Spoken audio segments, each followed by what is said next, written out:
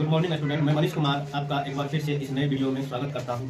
आइए एक बेहतर शेडेड एरिया से शेडेड नहीं कर सकते हैं, फिगर दिया हुआ है। इस फिगर से कुछ भाग का क्षेत्रफल निकालना है, जो कि आपको यहाँ पर फिगर देखने को पता चलेगा। आप देखिएगा इस तरह की आकृति दी हुई है। इस आकृति से इसमें कहा जा रहा है फाइंड एरिया ऑफ रेक्टेंगल, आयत का क्षेत्रफल क्या होगा बताइए। अब इस आकृति को देखिए, ये सब चीज दिया हुआ, इसके अनुसार आपको यहाँ पर आयत का क्षेत्रफल पता करना दिया क्या हुआ है। सबसे पहले देखिए, आपको ये एक वर्ग दिया हुआ है। इस वर्ग का आपको दिया क्या हुआ है, इस वर्ग का क्षेत्रफल दिया हुआ है। और वर्ग का क्षेत्रफल आप लोग जानते हैं, यदि हम कहें तो वर्ग का क्षेत्रफल आपको पता होता है भुजा स्क्वायर, करने का मतलब ए स्क्वायर। और वर्ग का क्षेत्रफल आपको दिया हुआ है 144, इसका मान है ए स्क्वायर। और वर्ग को दूसरे तरफ भेजते हैं तो वर्गमूल हो जाता है। ए बराबर आपका हो जाएगा 144 का वर्गमूल। ए बराबर हो जाएगा 12 सेंटीमीटर। इस वर्ग की एक भुजा आपको मिल गया है 12 सेंटीमीटर।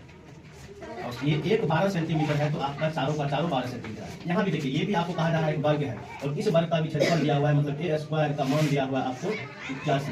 और ए स्क्वायर बराबर 81, स्क्वायर को दूसरी तरफ भेजते हैं तो बन जाता है वर्गमूल। 81 का हो जाएगा वर्गमूल। 81 का वर्गमूल होता है 9, सभी सेंटीमीटर में है तो आपको ये हो जाएगा सेंटीमीटर। अब देखिए, इसकी एक भुजा आपको मिल गया है 9 सेंटीमीटर, तो वर्ग है तो प्रति भुजा हो जाएगा 9 सेंटीमीटर। आइए, ये 9 सेंटीमीटर है तो ये भी भुजा 9 सेंटीमीटर है, और ये भुजा 12 सेंटीमीटर है तो ये भी भुजा 12 सेंटीमीटर है। अब आप देखिए, वर्ग के प्रत्येक कोण होता है 90 डिग्री, लेकिन हमको चाहिए ये कोण, तो वर्ग का ये भी तो कोण है, ये 90 डिग्री, तो इस साइड भी तो 90 हो जाएगा, तो ये भी 90 हो जाएगा। अब देखिएगा, ये एक त्रिभुज बन रहा है, और यहाँ 90 हो गया है, तो ये त्रिभुज कौन सा त्रिभुज है, समकोण त्रिभुज है। आइए, समकोण त्रिभुज में समकोण जहाँ बनती है, 90 डिग्री का कोण जो बनती है, वो दोनों भुजाएं, एक होता है आधार, एक होता है लंब, उसके सामने वाले आपका हो गया कर्ण। तो पाइथागोरस से हम कह सकते हैं कर्ण स्क्वायर बराबर लंब स्क्वायर जो आधार स्क्वायर। इसको हम यदि इस त्रिभुज के लिए कर्ण करते हैं तो ये हो जाएगा कर्ण, इसके सामने वाली भुजा कर्ण स्क्वायर। इस कर्ण को हम कह देते हैं अभी बी या एल मान लेते हैं।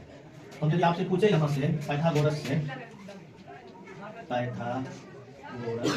परिमेय से इसको हम कर्ण स्क्वायर कहेंगे, तो एल स्क्वायर बराबर 12 स्क्वायर जोड़ 9 स्क्वायर। तो 12 का स्क्वायर होता है 144 और 9 का स्क्वायर होता है 81। दोनों को जोड़िएगा तो 4 1 5, 8 4 12, 1 1 2, ये किसका मान निकल गया।